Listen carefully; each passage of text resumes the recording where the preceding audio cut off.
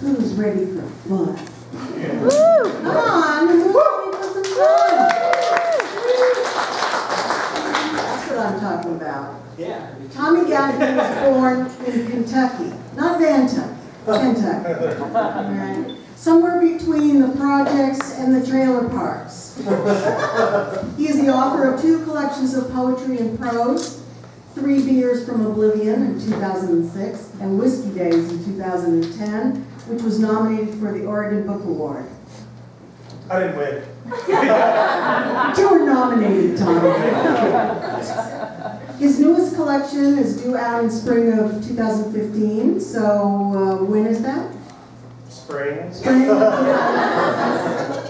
Almost here yet. Yeah. As of yet, Might be summer. okay, somewhere between, somewhere in 2015. As of yet untitled, he is considering using White Fang or Jonathan Livingston Seagull, if they haven't already been taken. Gaffney's favorite colors are John Deere green and Joey Ramone black. Tommy. Tommy has 2 beautiful daughters with the names that if I had 2 beautiful daughters, I would name them Rosie and Ruby. Oh, yeah. Okay? And so, Tommy Gaffney is in the house. Come on, Tommy.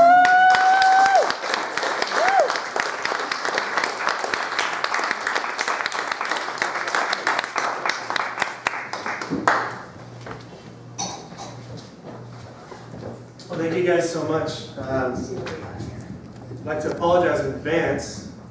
I've had 3 whiskeys and 2 Percocets. Shit might get interesting. I don't like to talk about my writing before I write it, before I read it rather. I'm just going to like to give it to you. But I will say that I do write in Polaroids, and that's what you're going to get tonight. I've got 2.3 books out there, and these ones I'm going to read to you are from all 3. This is called Roman Candle. Something broke during the night and I woke up feeling guilty about nothing and everything, and you'd think I'd be used to it by now. These daily stonings, these witch trials, these daily professions of innocence to no one and everyone, but I find myself still thirsty. I need something to grab, a tip or a pen or a case of stomach cramps to take my mind off my mind.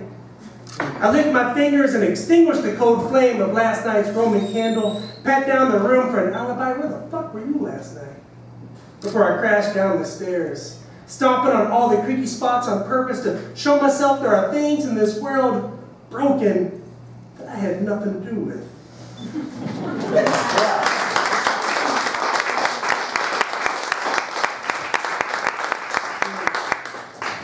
You mentioned little Ruby earlier. When my girlfriend got pregnant, I married her. And then I wrote a poem for my son. And then she had a daughter. So I'm going to have to rework this. This is called Beyond Highway 55. Let me tell you, son. Getting a fresh glass from the cupboard is bad luck, but homebrew needs all the help it can get. And sometimes the bad parts are the only parts that show through. When you roll the dice, son, you're left with the slip. Let me tell you, son, a rocking chair is just a chair, unless it's rocking. Take your woman and fuck her brains out as much as you can, because actions speak louder than words, and it's hard to come up with pretty things to say every day. Let me tell you, son, you can't catch lightning bugs without jumping in the briars from time to time. Fantasizing is one thing, but it's the dreaming that made the stars, and fellatio, and the heart, and God, and all those bits of brilliance that won't ever sit still, that won't ever keep you out of the briars. Let me tell you, son, the top stair creaks every time you leave. I know the 2 rails leading out of town keep you up at night, but it's a dirty world out beyond Highway 55. Only pure thing left are the terrified pines, waiting to be skinned alive and hammered into doorstops and novelty groceries.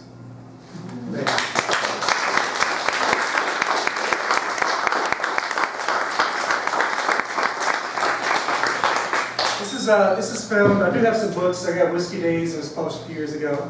If y'all want to buy one, this is found in there. It's called The Man Who Sold the World.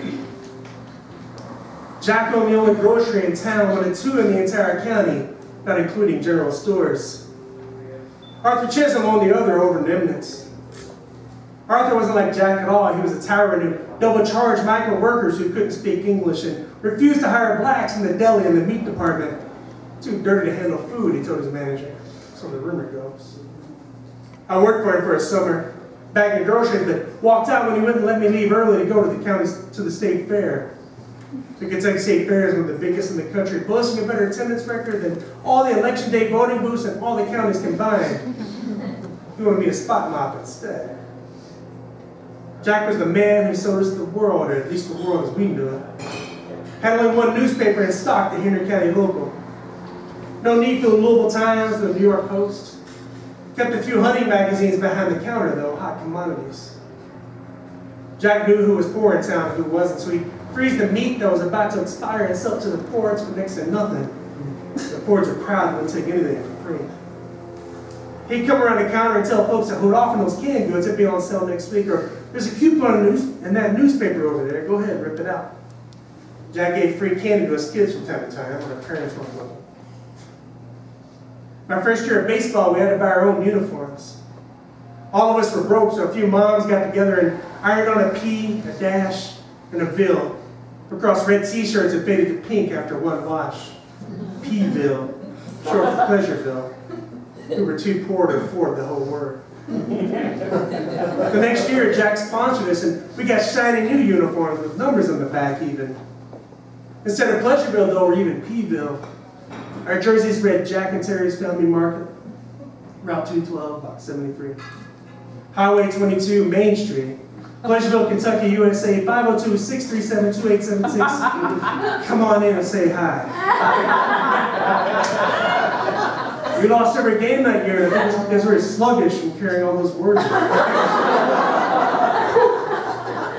Jack was a moral man. Didn't sell beer or booze or nudie mags or rolling papers. Didn't sell cigarettes, but knew what your mom smoked. It wouldn't sell you any other brand. My first cigarette was a Virginia Slim Menthol Ultralight 120. Jack and Terry's Family Market caught fire one night, taking half of downtown Pleasureville with it. P-Ville, they call it sometimes. Old iron and old wood, they never reopened Jack and Terry's. Heard that Jack and Terry got divorced and Terry moved back to the city. Not sure what happened to Jack. He'd be proud to know, I imagine, that we wore those jerseys until we were too old to play anymore. That we passed them down to our little brothers and our little cousins. He'd be proud to know that Pleasureville won the pennant the year after I stopped playing.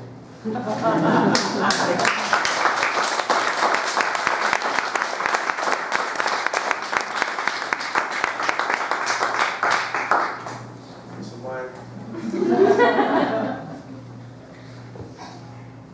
This is a pretty new one. It's called Eater Orchard. She felt compelled to wipe noses and change diapers and chase off her mama's bad boyfriends and relinquish bits of innocence she had almost no right to renounce.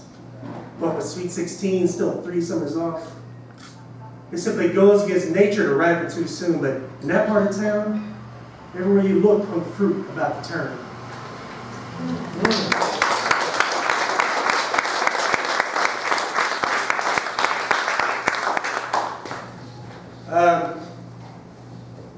Not to go against my own rule, but I will say a real quick thing. I don't get in bar fights anymore. I get youngins. Shouldn't have done that. This is about the last time I almost got in a bar fight. It was maybe 2 months before little Ruby was born. It's called two-sided dice. Like a heavy bag, his slander stood toe-to-toe with my pride. The shoals that run all my proper thinking aground. And I wanted to smash him for it. I wanted his blood. Could smell it, wanted to jump out through the thin skin of thin lips dancing some back east gibberish. But he flinched sooner than either of us were ready for. He bruised like he'd been sitting on the windowsill too long. In moments like these, you can see through all the layers of pretending a man collects in his life, all the lesser things he's had to settle for, but never dares to think on for too long, all the dreams he let fall to dust. You've never seen a bourbon rage before, not the real kind, the get an honest kind, the curse since birth kind, my kind. And the sudden collapse of his valor and the face of it startled us both. My bourbon rage is my father's bourbon rage, meaning I'm sorry quite a bit. Meaning my bourbon rage ain't nothing but bourbon regret dressed up in black eyeliner. My bourbon rage is a pair of dice as two-sided as a quarter, and I keep on rolling and rolling, hoping for a shade of gray, a 3 or a 2 or a 5. But I keep on hitting snake eyes, the occasional pair of 6s. I peeled him off the sidewalk, and before letting him go, I whispered some mad, bad things into his ear, not because I wanted to, but because I felt obligated to this newest layer of his.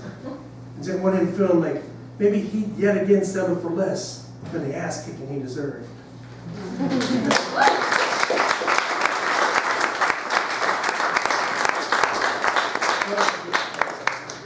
I didn't time any of this shit.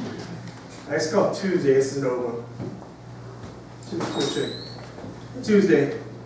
Gina was a musician from Boston. Too wound up for Portland, too laid back for Boston. She landed in Portland, looking for somewhere in between. Her best days were Tuesdays, she said, reminded her of band practice back before she was used up and back before she stopped believing. Cigarettes and friends, bass loud enough to drop the needle for a bit, good beer when the drummer got paid, he was the one with the job. Lyrics are overrated, she teased, I'm a poet. Her band was long gone and her friends even gone. She had nobody to keep her out of trouble anymore. She liked to smoke Purple Haze and watch Red Dawn and listen to Les Claypool and Fuck It Dawn, but lean towards something more. We would talk for hours and hours as there was nothing left to do but touch each other. I'd see her out with other men. That was the nature of our association. I'd see her with some real assholes and only nod and smile. We never talked about mistakes or regrets, only intentions, what we were going to do when we get our shit together. I'm going to write a novel in a Dublin pub. She's going to play bass in Wembley. They picked on her, the bartenders and regulars and newcomers and anybody passing by on Burnside. Spreading rumors up and down the strip like bowling lane oil. She was just lost. At Banshee looking for open meadows. But even Banshees need a day off every now and then, I guess. She was always chill around me. We slept well together. We fit. Too wound up for Portland, she split town without saying goodbye, and I knew she was in trouble. But I didn't want to know details. That was the nature of our association.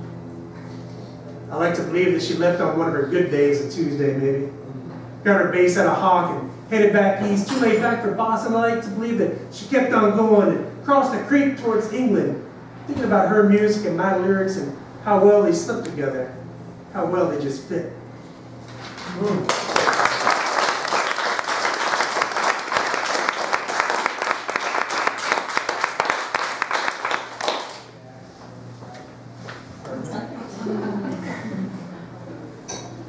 So I wrote this fucker 2 days ago. It's called The Old Make-and-Do Opera House. I hosted a reading at Toni's. It's been going on damn near 10 years off and on. I wrote my first few books at this little dive bar on West Side. Hopefully that doesn't change. It seems like he's never been able to make rep, but he's the only one lasting somehow. Everybody else is gone. So if you went to it, it's every first Monday. Come join. It's a bunch of drinkers who, poor souls, happen to write. So it's a good time. Yeah, what's the address? 19, I don't know the address, but it's like 20th and Burnside, West Burnside in Portland, across from all that shitty new development. Yeah. People walk in with walkers, so you'll recognize them. Yeah, it's great. This is called, and I wrote this there a couple days ago. It's called The Old Make-and-Do Opera House. It's the last hour of happy hour, and the jukebox is throwing a conniption, one of those bad ones where you're scared it'll never catch its breath. She had one eye slower than the other, by seconds even. And she claimed to see fairies with the green-haired ones that helped her fly around her bedroom at night. With an ass like that, I believed every word. Everybody's got a song tonight. Whiskey arias, all from the same house of blues, only on different floors and in different rooms. He's a queer that don't fuck outside his race because it's unnatural and all. And he keeps on making me call him a queer a couple of times over and over again because he says it sounds pretty in the way that moon cricket sounds pretty. Moon cricket is a derogatory term. Black folk. Everybody's got a song tonight, but no dimes. The bar keeps digging into her own pocket because the regulars got nothing to their names they can do, and she ain't seen a stranger in weeks. He's singing loud, like he's got can across the holler and he's in need of dowsing water. His ex-wife just hung a Live Simply sign above her brand new espresso machine. And his daughters forgot to call him Daddy the last time he visited their new home. He's singing like his gospel had broken free from the plantation. And I'm thinking on joining them.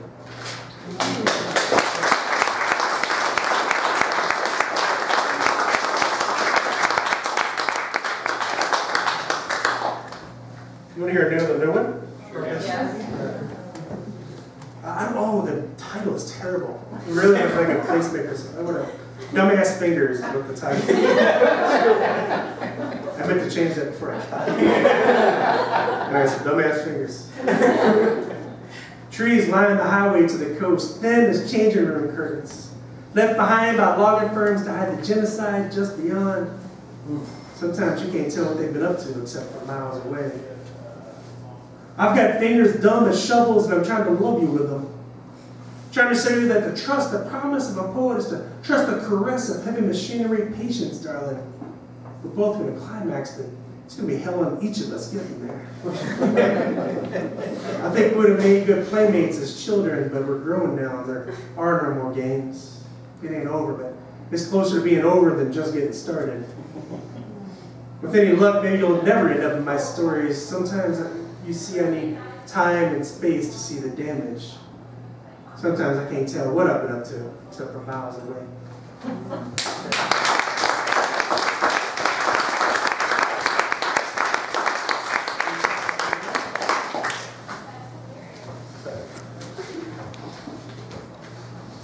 Let's go with that. This is cool. This is cute.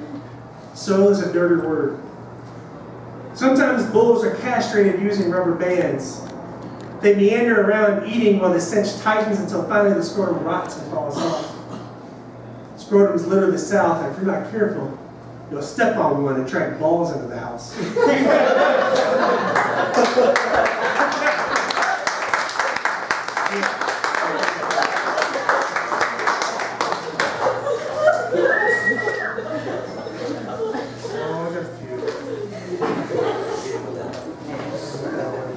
Maybe you get 3 more? 2 more? 2 more? 3 more. The 3 longest or the 3 shortest? I like this one a lot.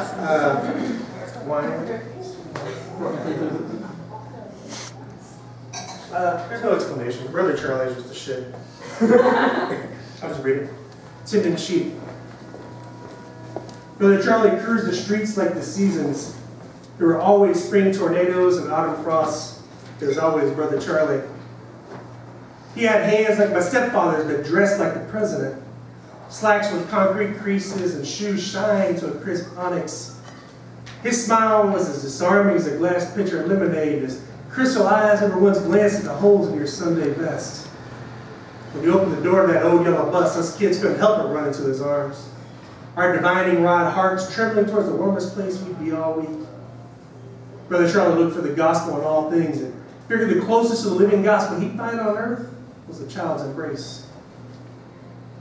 A basket full of hard candy sat on the dashboard, and after our brief lecture about gluttony, don't take too many now, he'd drive us on out to Sunday school. Mom wasn't religious, but she loved church. Church was a babysitter she didn't have to pay. After the sermon ended and all our fidgeting stopped, Brother Charlie took us back home. He didn't like it much, though, you can tell. Drove a little slower, it seemed. With each child that stepped off the bus, he seemed to fall apart a little bit more. Boy or girl, didn't matter. Black or white, or one of the Vietnamese refugees that Catholics were bringing over and stuffing into any empty room they could find, it didn't matter at all. We were all his children, and before saying goodbye, he held us up a little tighter for a little longer, as if scared he'd never see us again. Brother Charlie kept his faith about him, though. Every Sunday morning, he'd park his bus in front of each and every tenement and honk the horn. 2 quick jabs he pulled up in a warning blast when he pulled away to search for more young souls to save. To tend sheep in the projects is to release them into the wild every week, simply hope and simply pray the wolves never catch their scent. Yeah.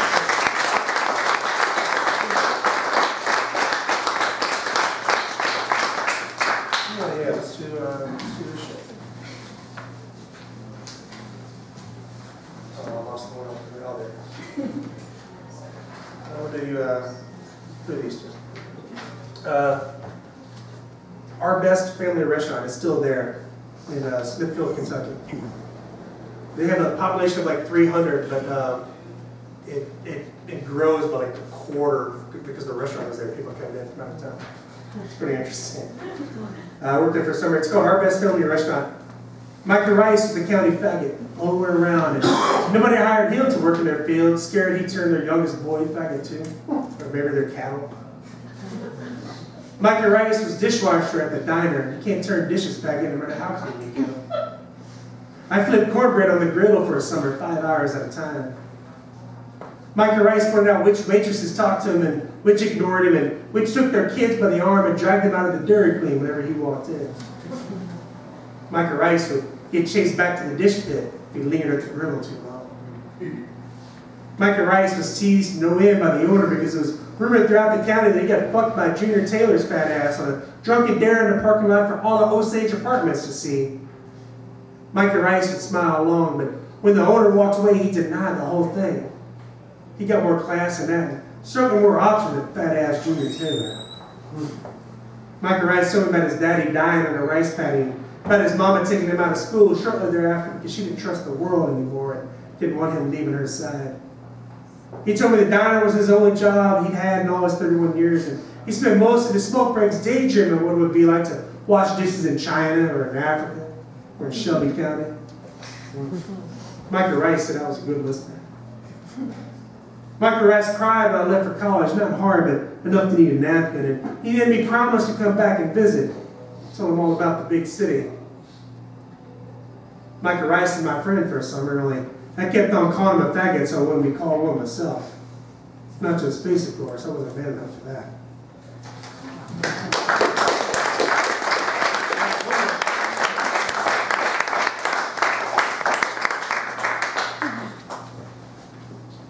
Again, thank you guys so much. We'll sell books or whatever. We'll make that shit happen after. You guys want something? This is called A Little Bit of Jazz in the Morning. It's an older one. It's in Whiskey Days. I like it. A little bit of jazz in the morning. Let us talk for a while. Let us talk of concentrated tea hanging from gilded kite strings. Let us talk of soaring. Let us talk of a little bit of jazz in the morning, of oceans that forget to send postcards, of mountains that have seen it all. Let us talk of trading a sunset for a sunrise, of days breaking apart like they're burning up in their own atmosphere. Let us talk of a little bit of jazz in the morning. Let us talk of purple surf, of a lavender breeze carrying rose petal screams. This is more than fate, said the trees. This is more than fate.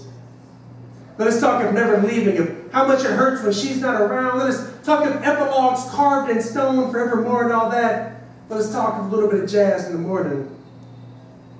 Let us talk of restless little souls, of the devil behind those cherub eyes, of an unreal cuss, really.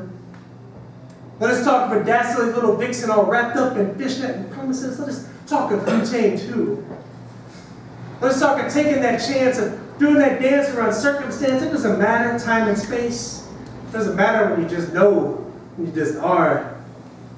Let us talk of getting it right. You can't get it right if you don't try. Let us talk of a little bit of jazz in the morning. Let us talk of a little bit of jazz in the morning, maybe a two-step at night, in the midnight hour, the witching hour, any old hour, it doesn't matter. Time and space.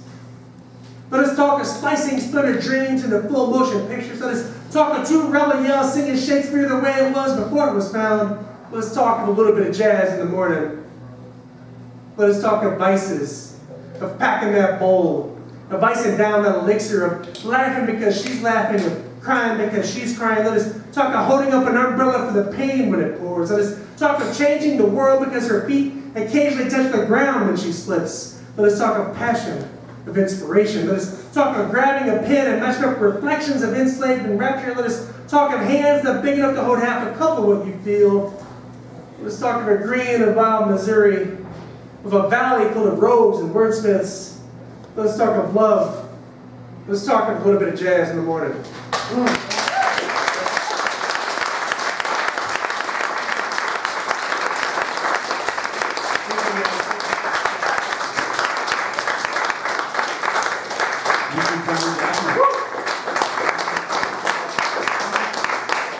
We're so happy to have you back.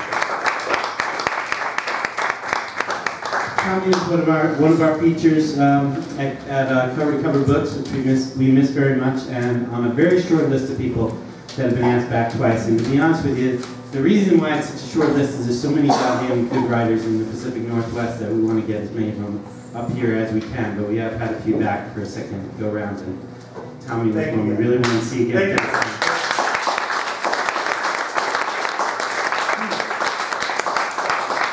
I just wanted to let folks know a couple of things. One is that there are just a few people over there to help you out with food and drink, so be kind and patient to them and tip them, please. They're working hard to make it pleasant for us tonight. The break's going to be in the range of about 15 minutes, and if you can't join us after the break, please join us on April 9th. That'll be our next reading here. And finally, Mr. Gaffney has some books for sale, so please. Half the proceeds go here, we should say. Okay. Yeah. So half the proceeds will go back to the gallery, so they can continue doing this great thing.